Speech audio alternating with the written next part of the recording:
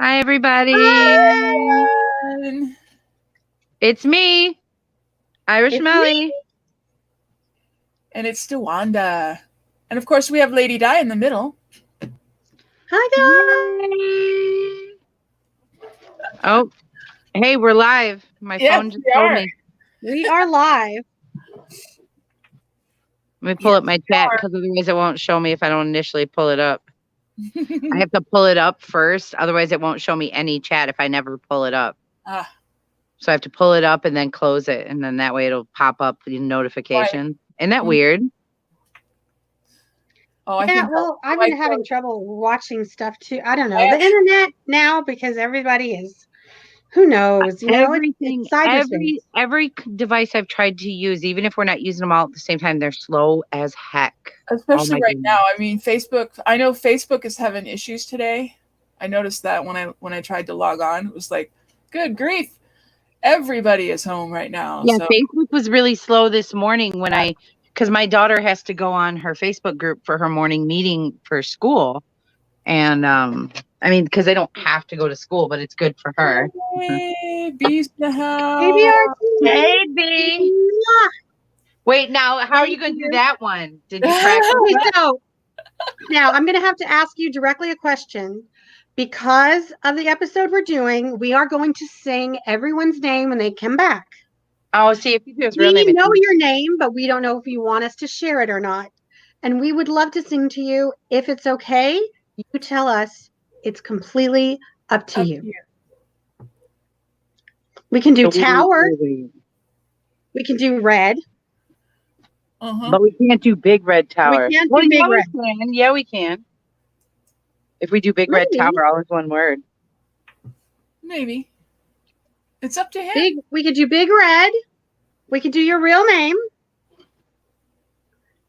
But we're going to let you tell us. You have to let us know into the layer. We're entering the asylum. Dun, dun, dun.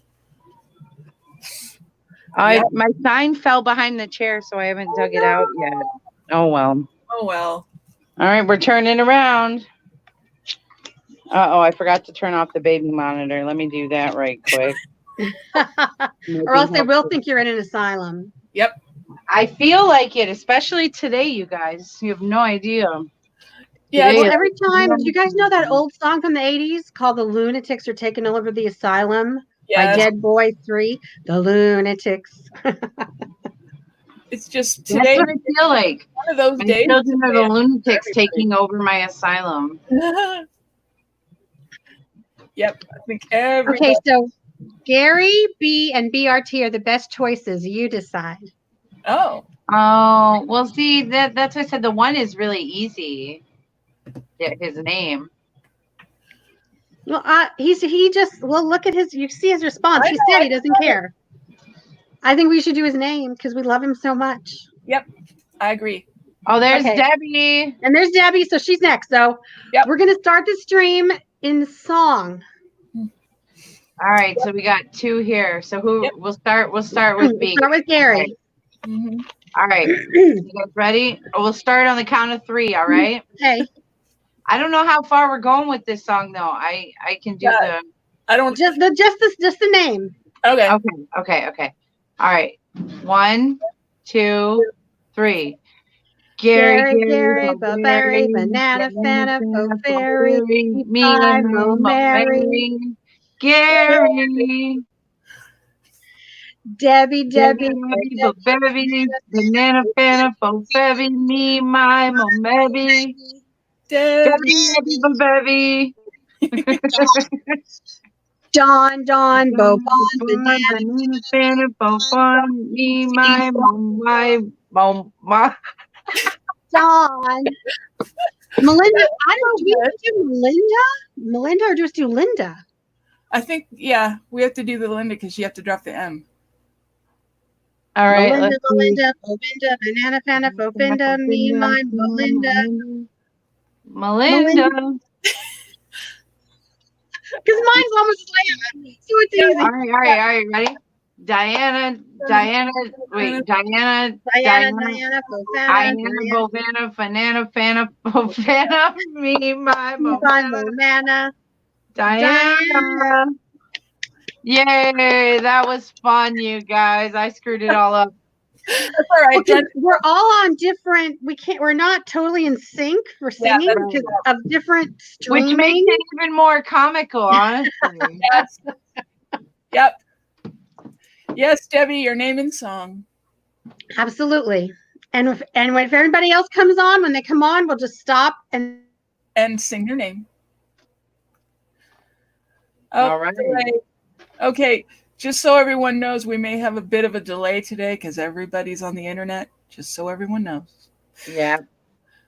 Okay. So, obviously, So Debbie, you're still awake. Did you not sleep? Oh no. She says I'm still awake. Maybe she never went to bed. Like she's kind of like me in a way. She gets sleep. Yeah. Well, John and I were on the phone till what, 2? Yeah. And then I went to bed about 4, and I got up about 8. I woke up at like 3:30 and see all these damn messages. I'm like, what? Yeah. Then I went back to sleep, and then at 6, there's a bunch of them. Like, okay. Yep. Anyway, obviously, if you guys haven't figured it out, today's episode is the name game. The name game. Yes. Which happens to be our favorite episode, obviously. So. And I am celebrating my favorite it's color. Like it's one of the few light moments in the darkness, even though it is dark why it happens. Yeah. Oh, so she's asleep at now and she gets up at midnight. Yeah. Oh, okay. So when you're getting up, we're going to bed. Pretty much. Sounds. That's how it is at my house too. One of us is always awake. Well, Mike and I, on the weekends, we're both asleep at the same time. During the week, he has to get up and work. Yeah. Okay, so the episode opens. The episode is the name game. This is episode 10 of season 2. Who is it directed by? Let's see. Did I pull that up? I think. Hold on. Oh my gosh! I'm like, make sure to do that so you don't forget. Because I watched it like twice today, but things have been so hectic today. It's not even funny. Welcome to Real World.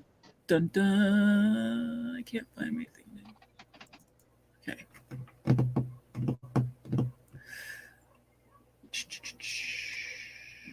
There's too much stuff on here. There we go.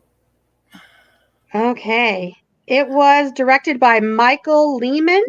And written by Jessica Schartzer. That's a new name. She does a lot. She actually does a lot. Yeah. That's a Jessica Schartzer. Yeah, she does a lot of different episodes. Oh wait, yes, really that's this one. It's the previous one. A lot of really good ones.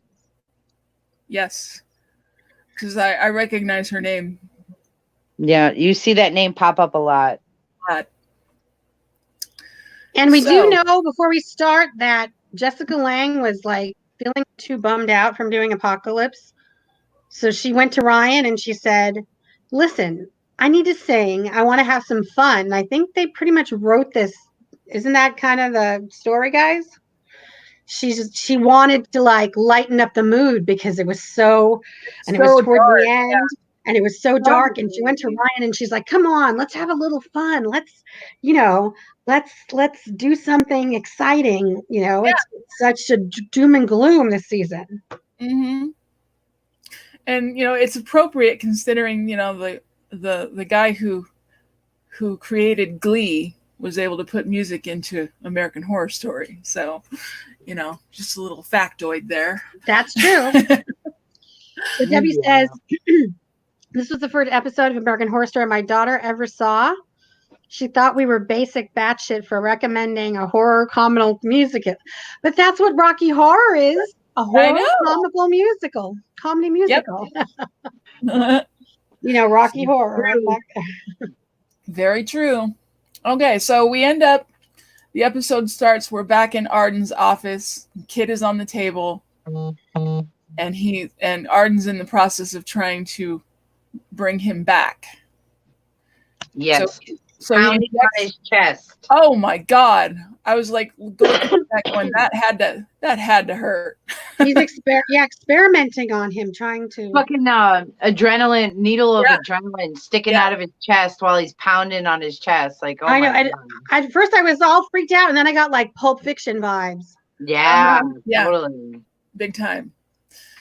And then, obviously, you know, after he pounds on his chest, I think he did it like 3 times. He did it like 3 times, and he basically stopped and gave up. And that's when all of a sudden, bam, Kit just wakes up. He takes a breath and he sits up.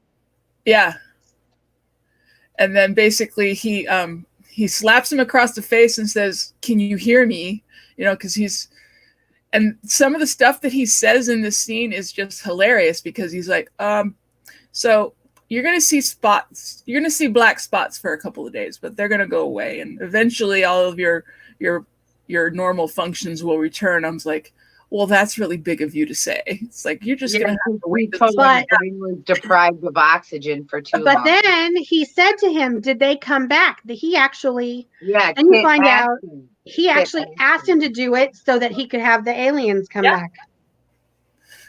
Because at first we thought you fucked up, you messed up motherfucker, which we already know that's what he is. Yeah. Right. But then he told Kit they didn't come back, and then we have the flashback that we saw at the end of the last episode with him seeing Grace come back and seeing Pepper.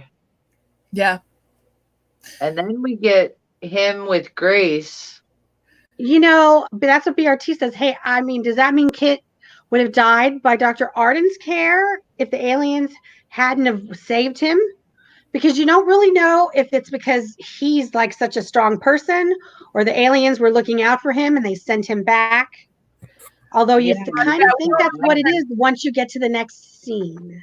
We don't really get an answer to that question. It could go either. You could take it. Debbie thinks it's the aliens. Yeah. And BRT. Yeah, I kind of have to agree. But, you know, Arden is still extremely twisted. We know how his mind works. He wants, well, but it's weird because like he thinks they're there. He wants to see them because he wants, and you know, he just wants to probably fucking dissect them. Of course. And so, you know, after he wakes up Kit, and he's got that disappointed look on his face because like you just killed me and they didn't come back. What a waste, you know, that kind of thing. And then we see the next scene where he's examining Grace, and then Pepper shows up, and he's like, well, how did you get in here? And she's like, well, I have to go where Grace goes. And then she says she's there to protect her. And then I'm telling you, like, to me, like, yes, the name game is great. Yes, it's semi-comical. But the most comical part of this episode to me is when he throws the damn box or whatever at Pepper and she doesn't flinch. Yep. And he's like, you couldn't even protect yourself. And it's like, you dumbass, you just threw a little box at her. Like, shut up. Well, and all of a sudden she's talking to him. Yeah. Yes.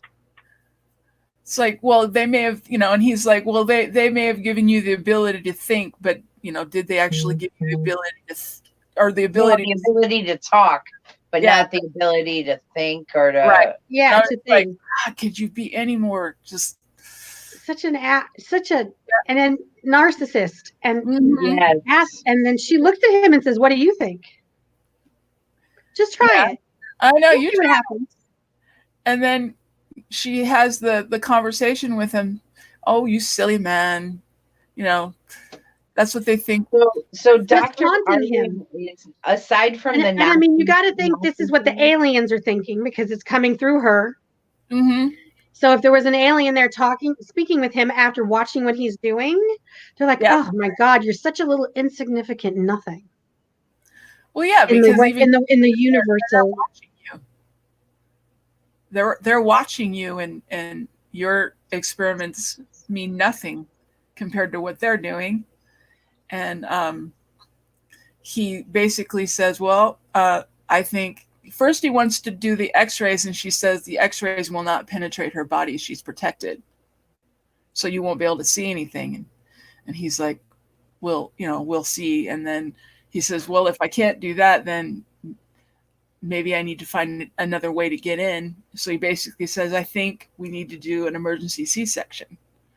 And she's like, you can't do that.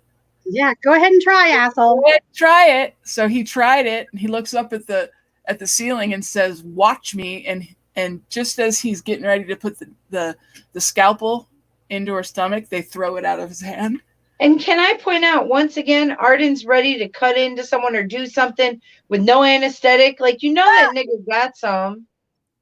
I know, he doesn't. Well, we already know how sick and fucking twisted he is. I mean, he's a Nazi son of a bitch person that needs to be dissected. And I was thinking, so like with Dr. Arden, like the Nazi thing aside, because I mean, that's part of his story, but Nazi thing aside, let's just go with the mad scientist aspect of it. Even if he wasn't a Nazi, but he still did what he did, experiments and shit. Right. Even if we don't know the story of Freak Show yet, okay? So we don't pretend we don't know that of Arden. Does that make Arden very similar to like where he would be like the Charles Montgomery of the season? Like he's the Dr. Frankenstein of the season? I think he's worse. Well, right. But I'm just saying, if like you had to be like, oh, there's the same character in every season. Well, yeah, there's definitely.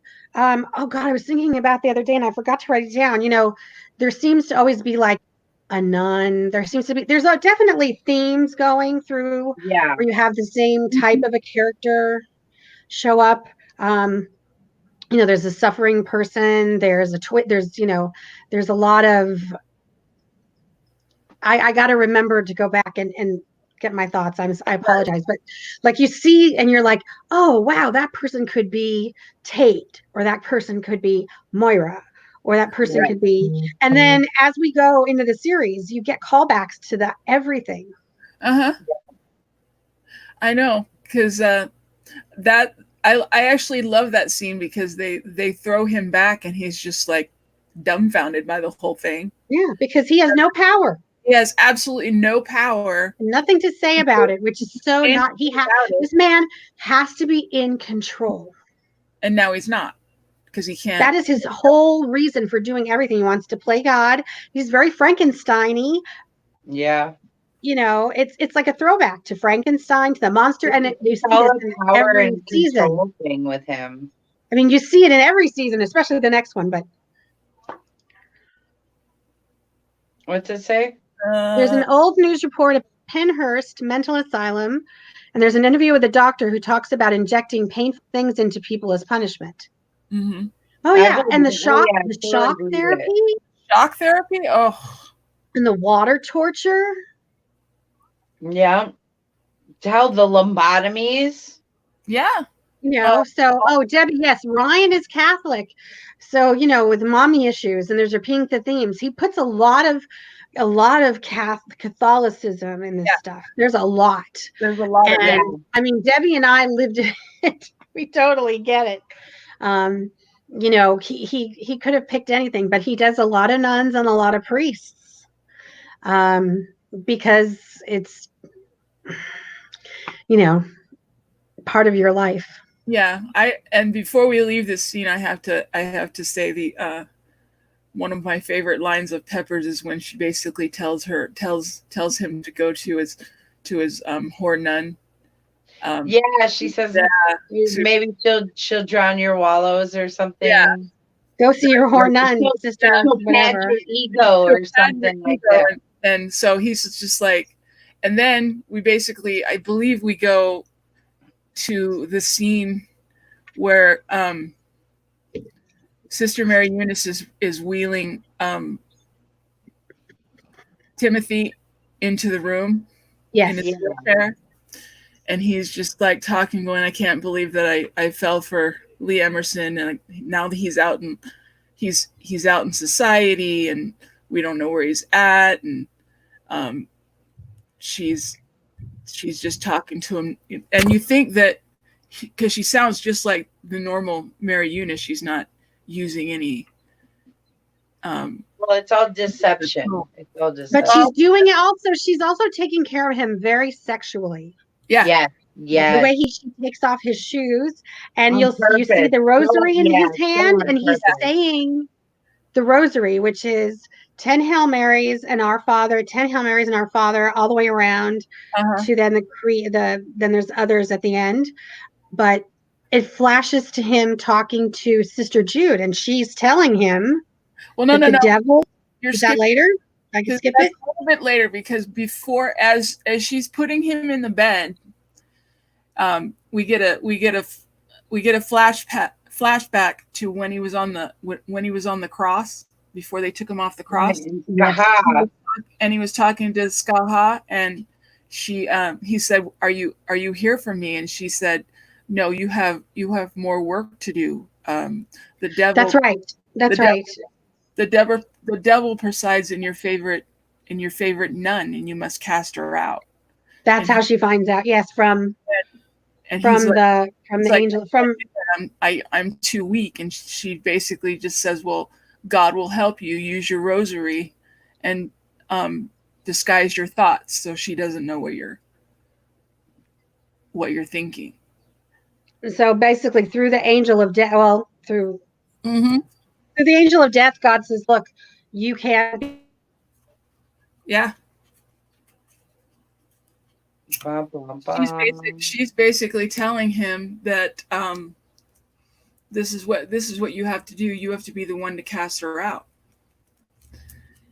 And then so that's and then you see the beads, and that's when you see the rosary in his hand, and you understand what he's doing. She's saying Our Fathers and Hail Marys over and over again in his head, so she can't read his mind. But she puts him to bed so deliberate. I mean, you got to give it to Lily Ray, man. She does everything. Her acting in this whole episode was phenomenal. So specifically and so calculated. Because she puts him to bed, and then she basically says, I'll be back later. I have to oversee a delivery. Yeah, and she says new things are coming. New exciting things are happening around here. And then we see her in the day room, and lo and behold, what has she gotten? She has gotten the jukebox. The jukebox. Because, of course, she has to throw shade towards Sister Jude. Right. Because she's the one who broke the Dominique record. And basically, how dare she break the record? It's only been playing for 50 years. So, instead I wanted to bring us up to the 20th century, so I bought this used jukebox. I'm sure there's something in there for everyone. And she's sitting on the couch with Lana, and she's like, she's doing this just to mock me. Yeah. One of the things that she said. She's smoking her cigarette sitting there. Yep. And then Sister, when Mary Eunice plays the song, isn't it I'm Sorry? I'm not really sure. I'm trying to remember what song before all of this. She's like, you'll find something you like, and then she presses it. And I thought it was like the old Connie Francis song, I'm sorry, so sorry. I don't know why I thought it was that song. I have to go back and look. About You Put a Spell on Me or something like that. Oh no, that's right. It's not that one.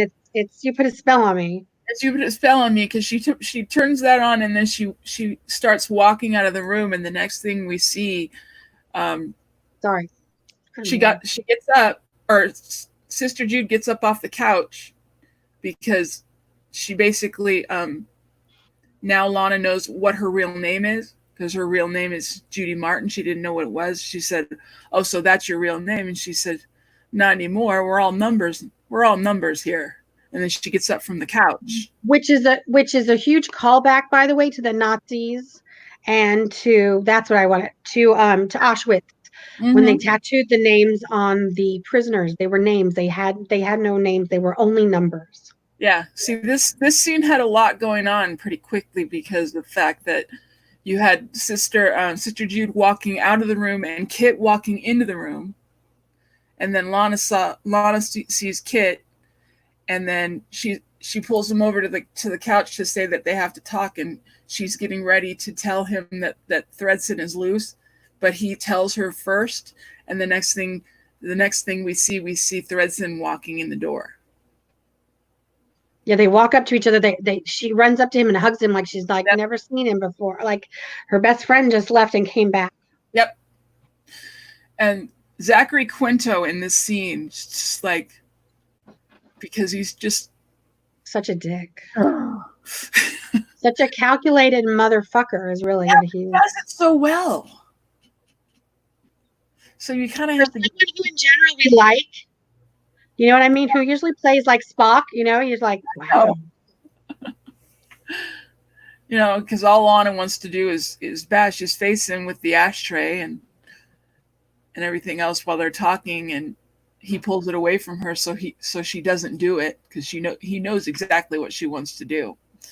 And that was just a really great scene between all three of them. And then we find out that Sister Mary Eunice gave him a job, and that he's gonna basically restart their treatment again, because he's now got a full-time job back at the asylum. So that's always the interesting thing, and you're like, oh great. When I watched this, I just was like, you get so hopeful, and then you feel hopeless. Yep. Because you're like, okay, she's stuck there, and he knows she's pregnant, and that's the only reason he killed her. And you're just like, oh man, because could this get any? You know, it's like they build you up. They give you a little bit of a maybe it's gonna get better, and then it just goes further and further down. They're all a roller coaster ride, but this one plummets to great lengths. It's just so intense. Mm-hmm. Yep. So that's mainly the entire scene before as the jukebox is actually in, and then if I remember correctly, where do we go from here? That's when they take Sister Jude to the room. Let me check.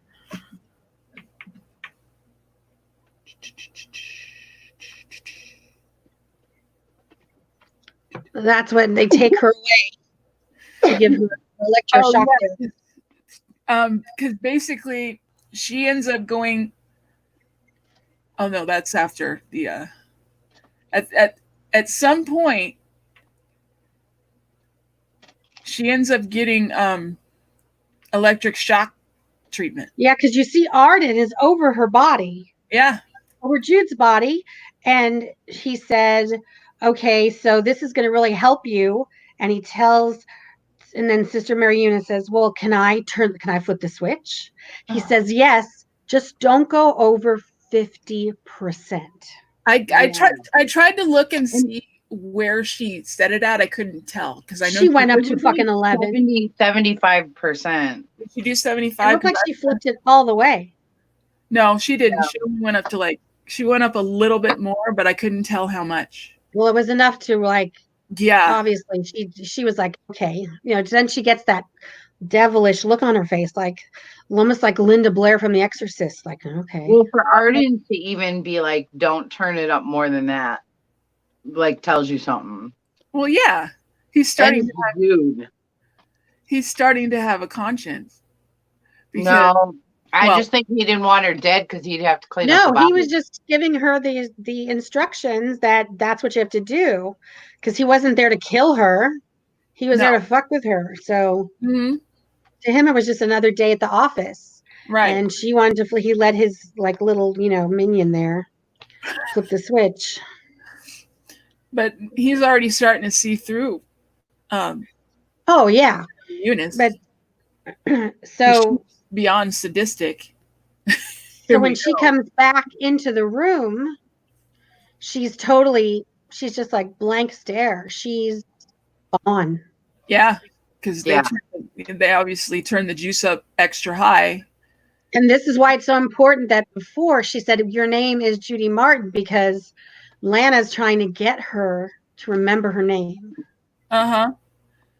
Because she falls down on the couch, and of course Lana has to say why, yes, they obviously turned the juice up extra high. Why doesn't this make me feel any better? Because you would think it would make her feel better, but it doesn't. So she feels bad about it. But then she gets up off the couch and goes toward the jukebox. Well, but when she walks in, Lana grabbed her and she said, Judy Martin. And she looked at her like, who? Who the hell is that? Yeah, because she has no idea who she is. Because she had walked over to the jukebox and started hitting it. And Lana walked over to her and grabbed her and said, do you know your name? And that's when we went into the musical number. Yeah, she said, you're Judy Martin. She's like, it's me, Lana. It's our special guest star. My daughter Lana. She's like, Lana Banana. Tiara. Yep. Which we didn't realize she called her Lana Banana for the whole freaking series. Mm-hmm. I don't know if it was a setup just for this, but Arden letting Mary Eunice control the electroshock was a dick move. Since he knew she's been taken by evil. Oh yeah, definitely, because he knew. Do you think he really knew that, or did he think she was fucked up? He knew. Oh no, he knew at this point. After he went to give her the earrings, he knew.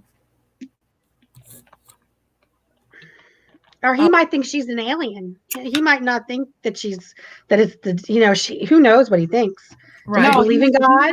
No, he knows because at the end, him and Timothy are discussing the evil being gone, and he thrashed the evil out of her, and threw her down, whatever. Yeah. We'll get them. Because we do have. There was a scene with before the electroshock, I believe it is that Arden is actually going out to the Raspers in the middle of the day, which he normally doesn't do. He throws his tantrum. Oh yeah, that's after. Well, because the name game is like the first 10 minutes of the episode. Yeah, it's like in the first half. It's very, very first early. So then, we all know. Then all of a sudden we get this Jessica Lange in her 1960s throwback to, it's this great. It's the whole name game song. How you doing? Mm-hmm. It's just so much fun. You feel like you're watching, the Supremes or the Shirelles or any other. Martha and the Vandellas, who I believe, or Mary Wilson. Mary Wilson is the one who did the name game, I think. Mm-hmm. Because when they sing the song Mary, she's like, in Mary, Mary. Actually, I wish Mary was here so we could do her name. That's the one that is contrary. Yeah.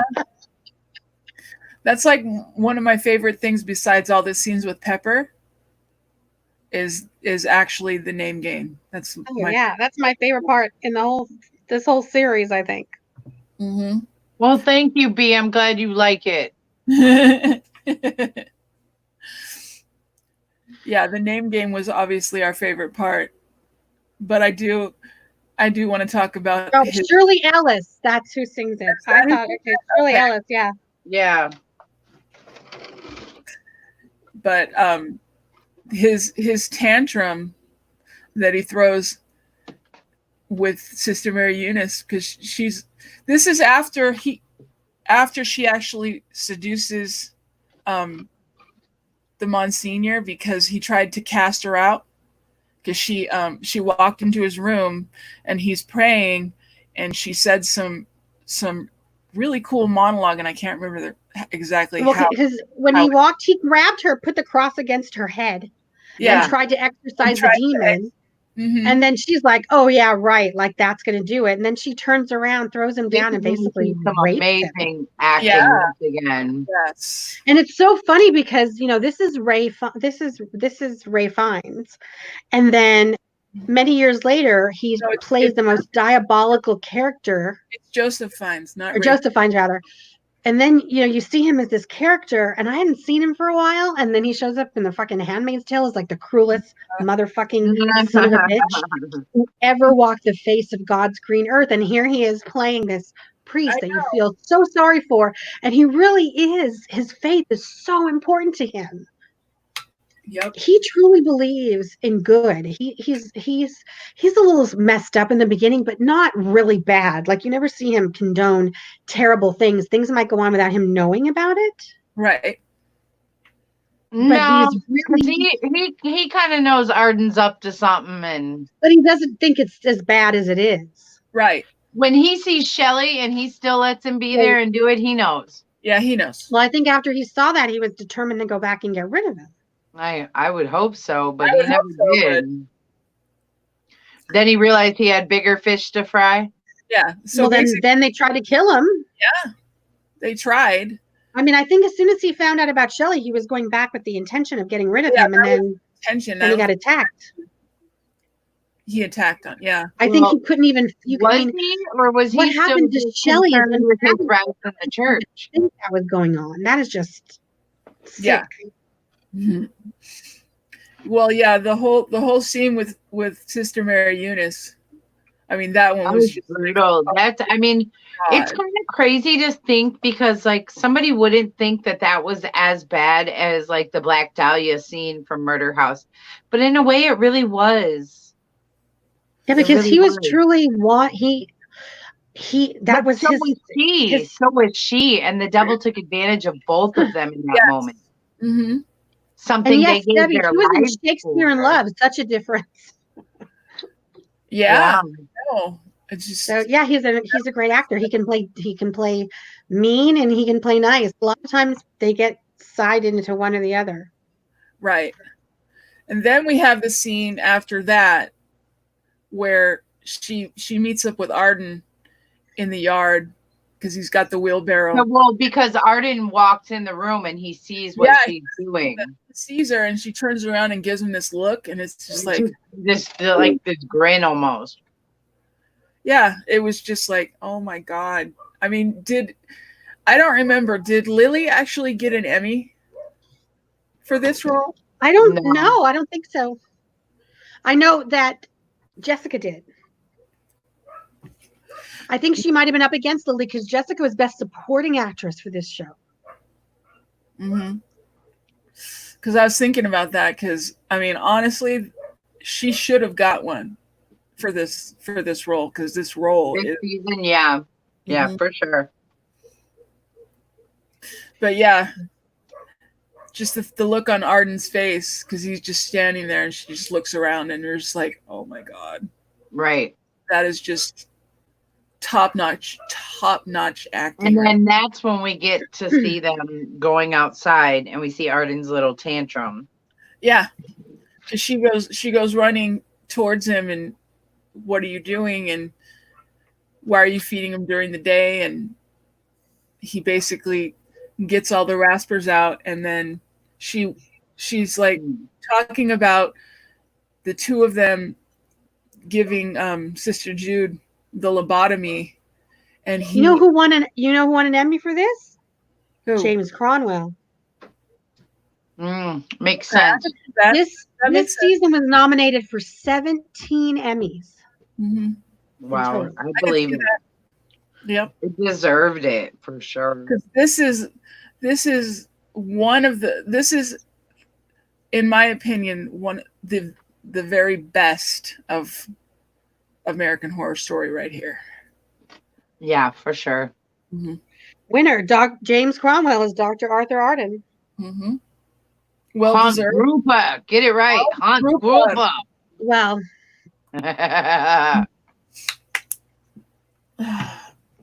But he proceeds to feed the raspers, and he throws the tantrum and proceeds to basically he says because she wants to do the lobotomy, and he says no, and she says, oh, but why? And he goes, because you wish it. He's like, you fucked with my girl. You took away the thing. Yeah.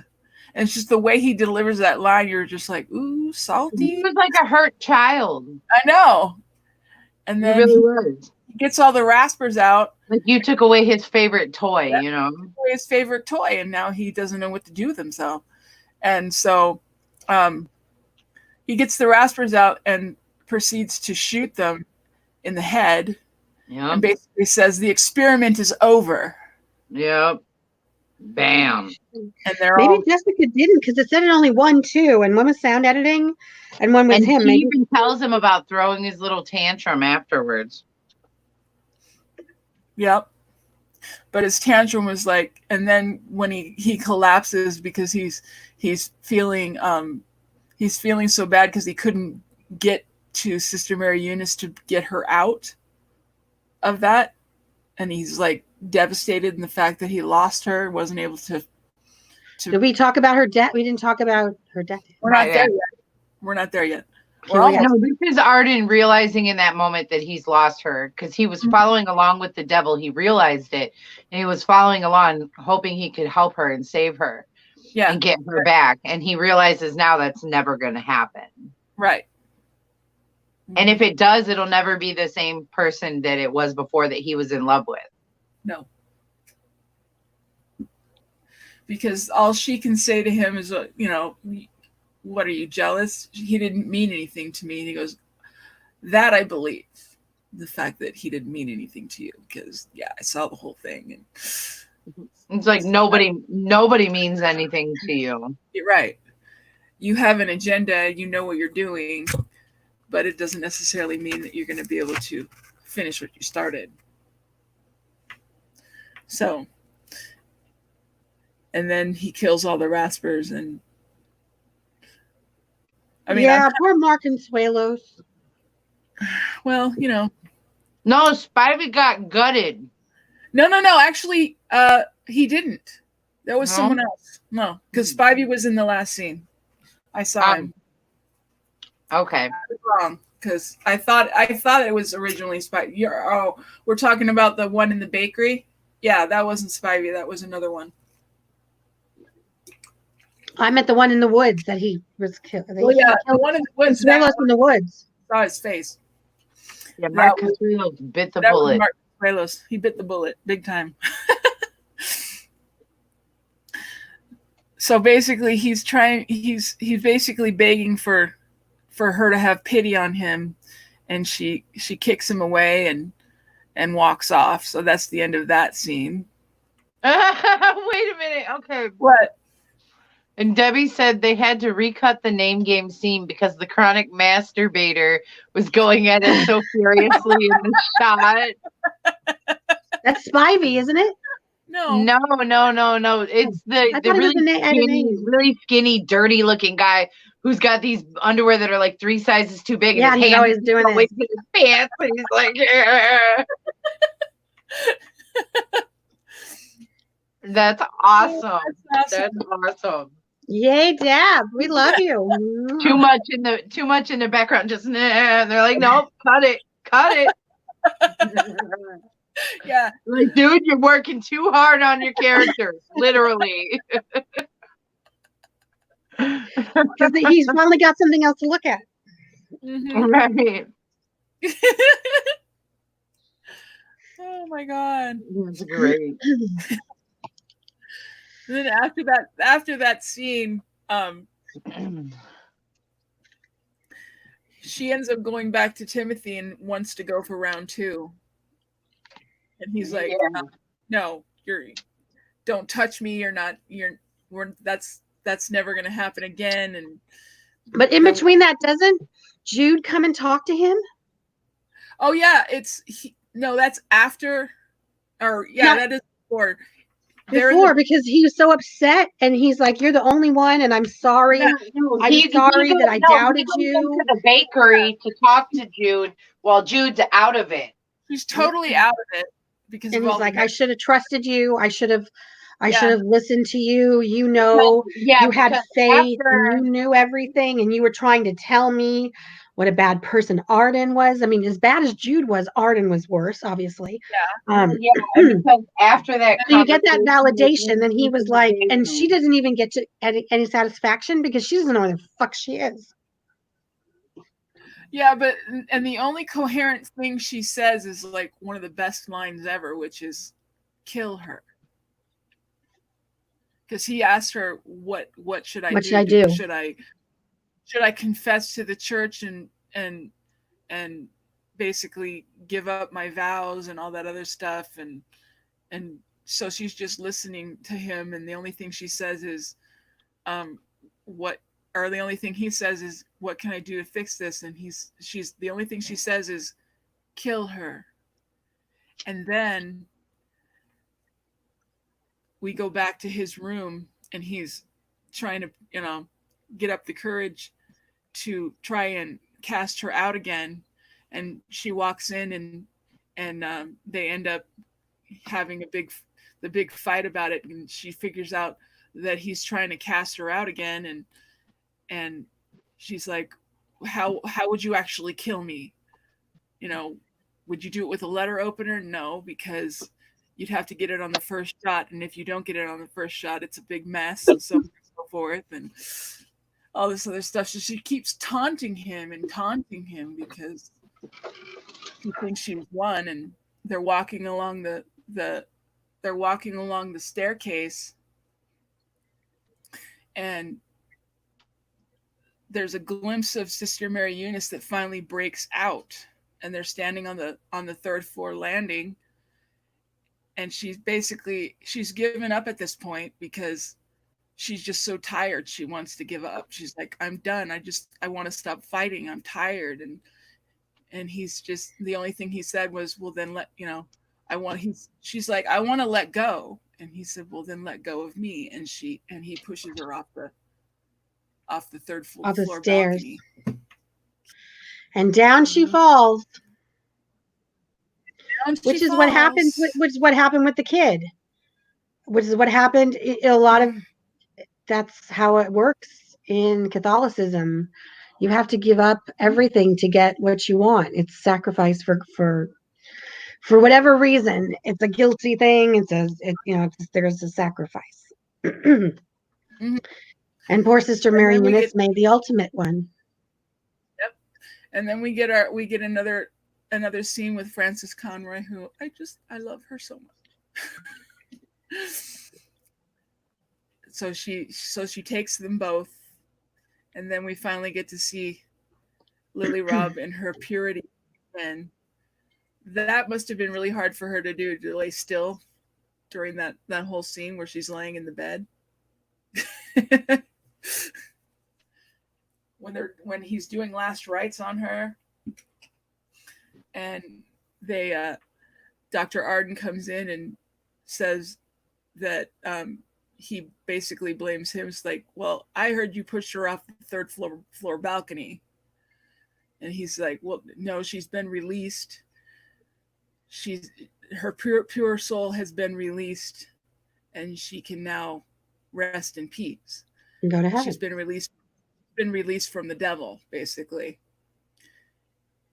And then he basically says, we need to prepare her body for burial. And that's when Arden says, no, she needs to be cremated because her body was possessed by the devil. And that's when they basically talk about the fact that cremation is a pagan ritual, and that she wouldn't be able to have the spirit of reincarnation and all that, of the resurrection and all that. And yeah, I mean, Catholics don't believe in it. Yeah.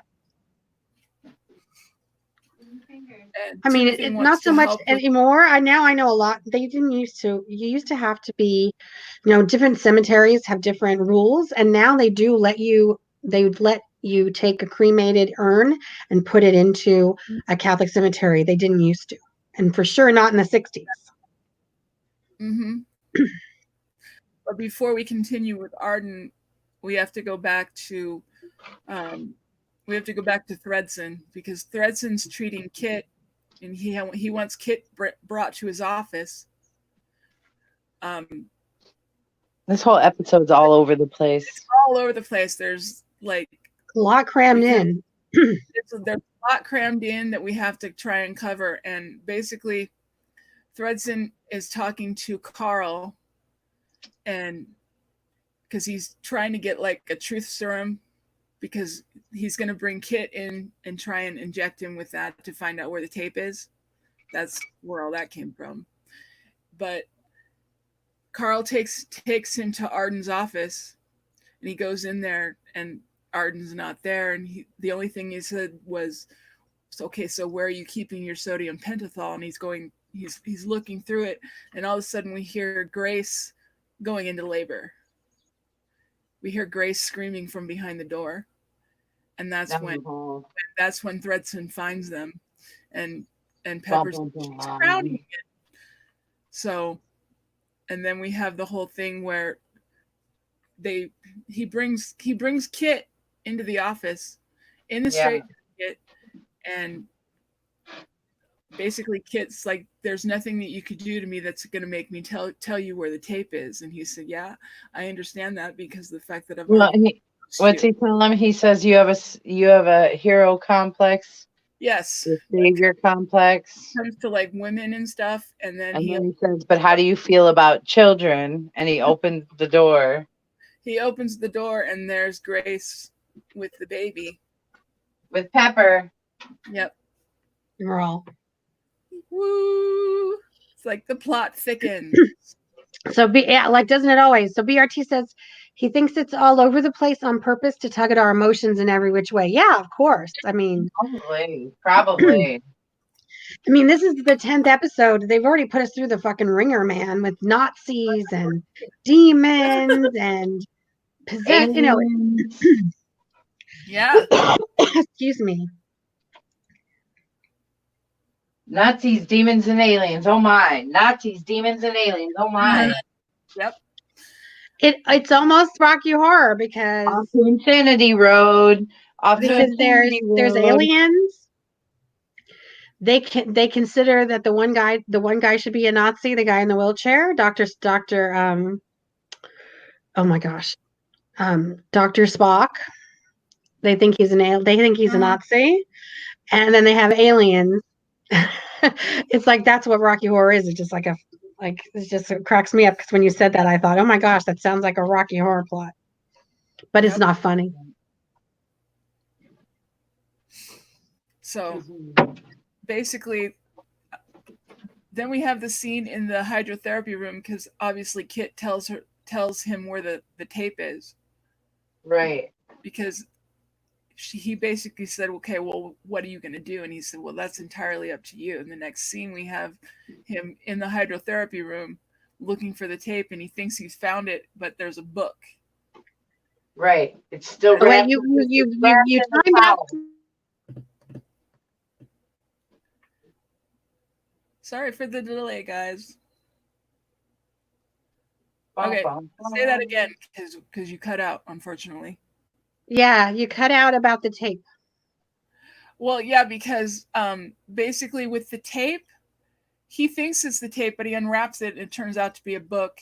And then Lana walks in the door and basically says the line, oh, and I hate to spoil the ending, but Spot jumps. Yeah. BRT has to go. His boss is there. Okay. Uh-oh. Bye, B. Love you. Thank you for coming. Love you. Hello. See you tomorrow. We're wrapping it up anyway. Yeah, hey, you said it was a singing episode. I'm singing every song I can. All right. So basically, she's mocking him, and basically says, "I hate to spoil the ending, but Spot jumps." And he basically just like, "What did you do with the tape, you bitch?" And I was like, "Ooh, salty." And he's like, oh, "Yeah, like, that's like his whole life right there. I'd be salty too." He's like, "What did you do with the tape?" So nobody knows where it is except for me, not even Kit. So you'll never find out where it is. And she's like, "If you ever harm him or anyone else, I'll never tell you." Yep. Because you know that I can take it to the police, and because you're the one who told me that. Yeah, she said, I can get it to the police. Yep. I'm plucky, remember? I love that line. I'm goddamn plucky, remember? Yep. And then then the final scene is we have Arden in the cremation room getting ready to cremate Sister Mary Eunice. And then he ends up climbing on top of her. Which creeped me out at first, because I'm like, oh my God, what's he about to do to this dead body? I know, it totally creeps me out every time. Because like necrophilia much? Well, right, and we've seen it already in this season with Threadsid. I know, it's like, God, it's everywhere this season. That's pretty hard, and that's hardcore, man. Yeah. That's some shit. And then the last scene is him going into the chamber, and then last thing you hear is him screaming. Yeah. And then it's done. Which you guys, did you guys love the irony of, because of the fact that, you know, he was the Nazi and he put people through death chambers, you know, fire chambers, gas chambers, stuff like that. Yep. The irony there that he didn't get to be cremated dead. He had to be burned alive. Mm-hmm. Yep. But there's that is the end of the episode. So, and speaking of which, if you like to watch that Nazi stuff, there is a show on Amazon Prime called Hunters. Well, if you like to watch Nazi Hunters. Oh, there you go. There's a show on Amazon Prime with Nazi stuff. I'm like, wait, what? With Al Pacino. What kind of channel are we running here? Oh wait, yeah, I saw that. It's called Hunters, and it's a show. Yeah. Where Al Pacino, it's in the 70s, which makes it awesome right then, just because of the music. And it's kind of Pulp Fiction-y, and it's about these Nazis who assimilated into America after the war, and the people who go after them, and they get their just desserts. Let's just put it that way. Yeah. And we're only on the second. Kind of like the guy that, you know, Jude hired that Eunice killed, the Nazi hunter. # Nazi hunter, Deb. Yep. So yes, because my husband is Jewish and his family was killed in the war. The Nazis killed my husband's family. But Al Pacino, I thought it was going to be too heavy. And you got to get through the first episode to see the little bit of humor, like that Pulp Fiction-y kind of humor, and like the group of people and how diverse they are. And it's really good. It's heavy, but it's good. Like I said, we're only on the second episode. Pacino's fantastic. They say that it's his best work in his life, but it's really good if you like that intense stuff. Which, if you like apocalypse, you'll probably like this. It's called Hunters. It's on Amazon Prime. Highly recommend it. All right, guys. So that's the end of the stream for today. Thank you guys for coming out and hanging out with us. We really appreciate it. Anybody else? Thank you for being here with us again on this crazy, chaotic day.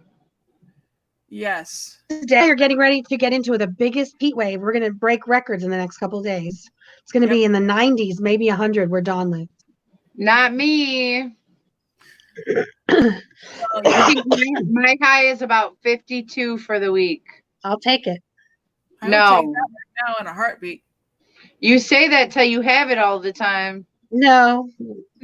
Right now here in my neck of the woods, it's about 75 right now, and it's it's not here, not today. I'm in the woods, peeking at you. I'm doing my ceiling. Mm-hmm. So thank you so much, BRT. We know you're gone. Thank you, Debbie. So good to see you, my love. Mwah. We love you guys. All right, and we will see you guys tomorrow. Everybody have a great day, and obviously take care of yourselves, and we will talk to you soon. Be safe. Be well. Bye, guys. And we're out.